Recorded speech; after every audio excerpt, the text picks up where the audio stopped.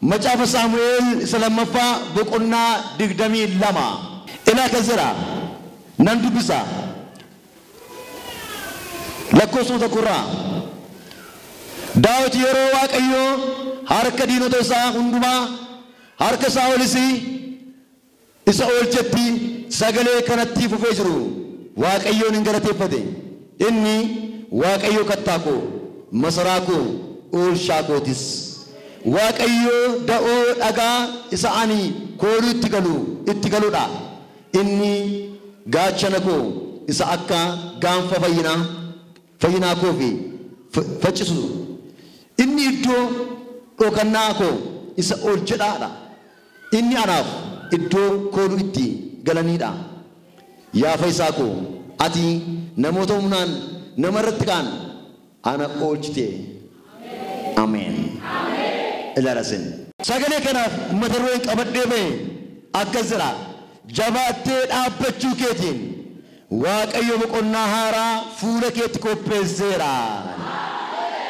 jabaattee dhaabbachuu keetiin Waaqayyo boqonnaa haaraa fuula keetti maal godheera qopheesseera mee akkas jira nama sibukee yoon jedhan ta'u ofuma keessa eeggattani jabaadhee dhaabbachuu kootiin jedha Waaqayyo boqonnaa haaraa fuula kootti qopheesseera fuula keetti boqonnaa haaraan qophaa'eera sakaneessaatuun ta'in boqonnaa haaraa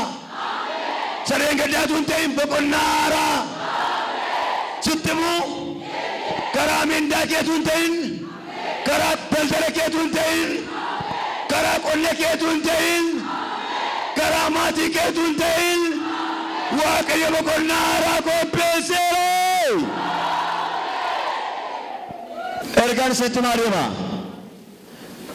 macaafa Saamu'eel boqonnaa 22 inni lammaffaa 22 mooticha Daawittu sagalee kana dubbata maal jedhee dubbata waan isin dhufu keessa macaafa Saamu'eel boqonnaa 22 biratu hin gahin gara booddee tarsin deebisa macaafa Saamu'eel boqonnaa 16 lakkoofsa koraa kana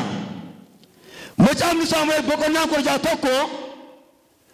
waa'ee dibamuu Daawitiin dhugaaba 22 gubbaatti Daawitiin dubbatin boqonnaa 16 yeroo itti Waaqayyo Saamu'eeliin maal jedha deemi dhaqiitii mana isaa keessaa nama ani jaalladhu nama akka garaa koo nama marasiifadhu agartuu koo nama naa ta'e jireenya isaa guutummaan nama naa wajjin jiru eenyuma caalaa nama jaalladhu ijoollee isa keessaa nama garamarraa kaasee ijji koo irra jiru bara ijoollummaa isaattis har'as ga'eessa gaafatees nama naa wajjin walii galee jiraatu jireenya isaan amantii isaan kaayyoo isaan nama naa wajjin walii galee jiraatu maatii isaa keessaa waan argadheef maqaan isaa Daawit nama jedhamu biyya Beetleheemiin deemiiti waamiin haadibi nama kana biraa dhimman qaba nama kanaa wajjin hojiin qaba nama kanaa wajjin sagantaa bal'aan qaba nama kanaa wajjin karaa dheeraan qaba nama kanaa wajjin daangaan diiguun qaba Yesus Kristus jabaattee dhaabbachuu keetiin amanamtee dhaabbachuu keetiin si wajjin hojii bal'aa hojii dheeraa sagantaa haaraa qaba Yesus kana makana ilaa kale waaqayyooti dhaqiitu mee dheenani agootu eenan aasaa fuudhi dhaqii maal godhi yeroo nuufee maal dittaa'u yeroo nuufee nyaata jiraachuu qophaa'u maal godhi naadibi maal jennaani nan jaaladhu maal jennaani nan barbaade maal jennaani imman biraa qaba maal jennaani ittiin hojii hojjechuun barbaada. Waaqayyo maal soo beektaati akka teessuu miti akka nama amattuu miti waldaa dhuftee galtuu miti as geessee deebitee akka tibaatuu miti waaqayyo si wajjin hojii haaraa qaba. Haadha koo wajjin hojii haaraa qaba abbaa koo wajjin hojii haaraa qaba obboloota wajjin hojii haaraa qaba daa'imoota wajjin hojii haaraa qaba gadameessa mucaamaa wajjin waaqayyo hojii haaraa qaba. Ilaanee gooftaan eenyani saa'ol nageenyaan na ajjeesamte hinduu ture waaqayyo innis hinduu atis hinduutu aagootu eenyani tooftaan sii kennan maan tooftaan jenani goromsa fuudhii dhaqiitii maal godhi waaqayyoof aarsaa dhiyeessuun dhufe waaqayyoof aarsaa dhiyeessuun dhufe waaqayyoof aarsaa dhiyeessuu qofaatu hin ta'in maaltu barbaadama beektu nama hojii waaqayyo hojjetu nama waaqayyo wajjin dubbatu nama waaqayyo harka isaa mirgaa godhatee fuudhee adeemutu qophaa'ee jira waan ta'eef akka Saa'ol salcheefneef akka Saa'ol simballeesneef akka Saa'ol waan biraa irratti yaadnee maal jedhe aarsaa dhiyeessuun dhufe jedhe. Aarsaa dhiyeessuu dhufe jedhe. Dubbiin garuu aarsaa dhiyeessuu duwwaatu hin ta'in maal ta'uudha kan dibamutu jira kan dibamutu jira kan harki waaqayyoo barbaadutu jira kan Yesuus jaallatee addaan babalatu jira kan yaada waaqayyoo galmaan ga'utu jira kan karaa waaqayyoo adeemutu jira. As keessa namni akkasii yoo jiraate kanaa booddee waaqayyo si mul'isa kanaa booddee waaqayyo sitti dubbata kanaa booddee waaqayyo si wajjin hin deema har'aa kaaftee ituu ijji namaa argu si wajjin hojii haaraan ta'uufa. Akkana Saa'ol Saamu'eel yaa gooftaan biyya Beetlehem deemeen mana isaa itti maal godha aarsaa dhiyeessa eenyuuf waaqayyoof wajjin maatii isaa wajjin aarsaa dhiyeessuu mana isaanii isaa eewudha isaa jechuun nama waaqayyooti maatii isaa keessaa ammas jira Daawit jira lagartanii isaa nama waaqayyoo kanaa maa jedhe waaqayyo Saamu'eeliin mana isaanii deemi mana abbaa argatti abboota mana isaanii waaqayyo sinii galeera abbaa argan bira deemanii mana isaatti erga waaqayyo mana kan isaa ta'etti saba kan isaa ta'etti biyya kan isaa ta'etti kanaa maa jedhe mana isaanii deemi maatii isaanii wajjin waaqayyoof aarsaa dhiyeessina. Maatii isaanii wajjin maatii isaanii keessaa garuu nama bor ol ka'ee mul'atu nama bor miilli isaa miila diinaa bukkee darbu nama bor waaqayyo wajjin hojii seena qabeessa hojjetu singaluu siifi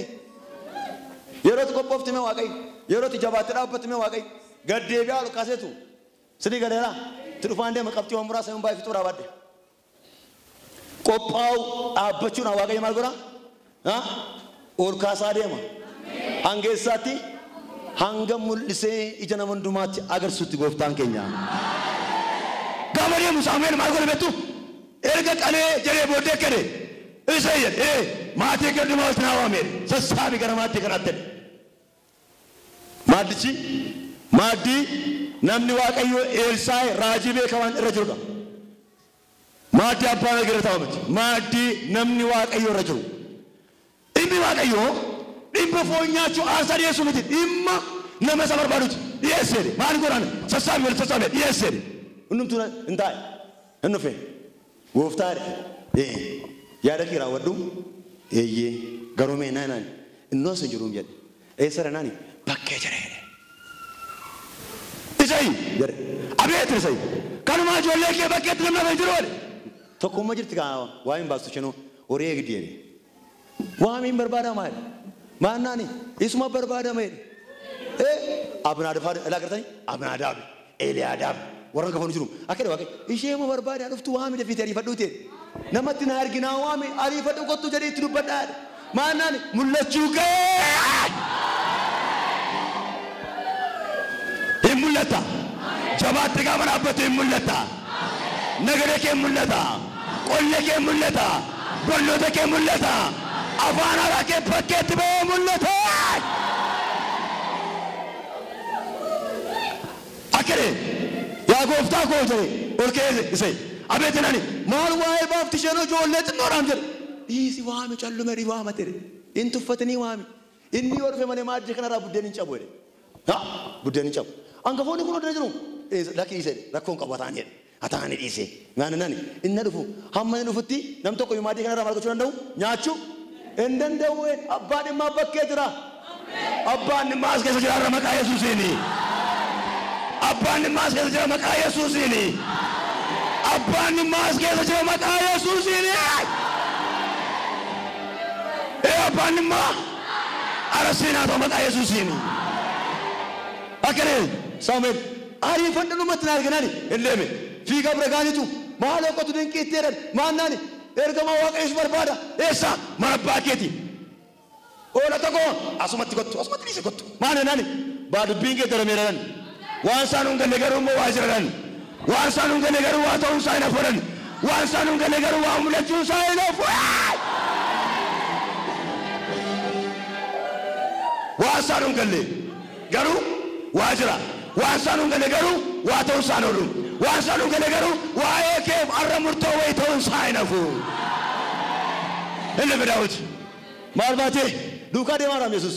eessa keessaadha gara maaddiitti eeffataa eegaa jira angafoota eeffataa eegaadha abbaasa eeffataa eegaadha Yesuus eeffataa eegaadha Saamu'eel Yesuus bukkee taasisee eegaa jira waan haara sun gochuudhaaf si eegaa jira laphee kee qophaa'ee eegaa jira jireenya kee addaan ba'ee eegaa jira yoo addaan baasarraa booddee gubaa'ina keessaa si mul'isa Waaqayyo kaatee as baate dhaabbattee dubbatta kaatee as baatee qabeenya kee mana Waaqayyoo ijaarta kaatee as baatee mul'ata Waaqaa dubbatta baasaa kaatuu paaraan sukaasa Waaqayyo to'umsa kee irraa kaata maatii kee gidduu irraa kaata biyya gidduu keessaa kaata oggoloota gidduu keessaa kaata ollaa kee biraa kaata har'a waa'ee kee waata har'a waa'ee kee waa murtaa har'a waa'ee kee waa ta'uun isaa hin hafu nana mana akka Waaqayyo argaa jira biyya Waaqayyo argaa jira adeemsa Waaqayyo argaa jira har'a waa'ee keetiin Waaqayyo waa godha waata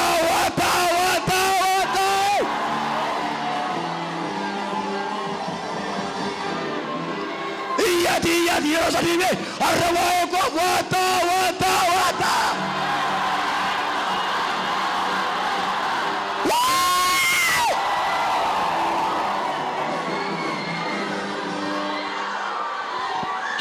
Kewata, Harawai mana kewata, Harawai uji kewata, Harawai gaila kewata, Harawai daima kewata. Wagora Waaqayyo, wata sejaraman, Harawata usainafu, netar kamajara wata usainafu, netar kamajara wata usainafu. Neto kamajara wata unsaina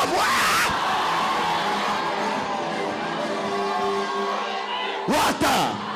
wamurta wafitampa watete argama warawata me argama watumara me argama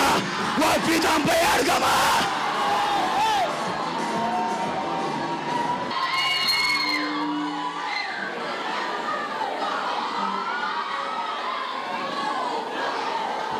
Wow.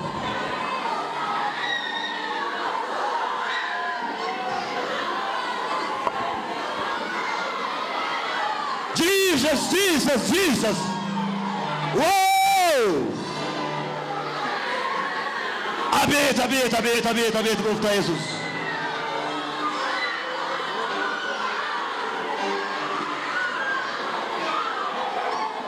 Abet akka Waaqayyo namni amanu beey. Akka waata nu normal hojii keessa irra deebi'aa iyyaatime har'a waa'ee goof waata.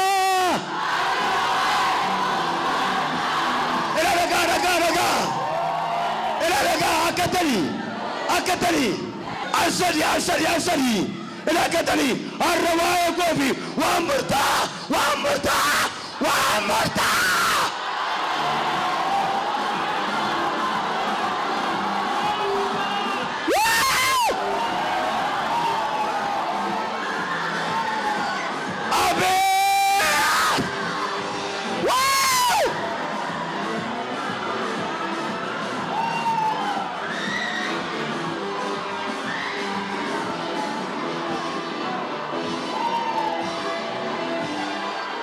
In the name of Jesus.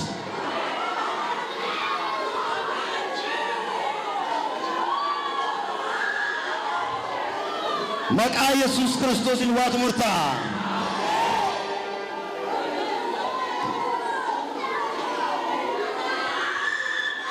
Hallelujah. Dhukkuma keetti waatu murtaa.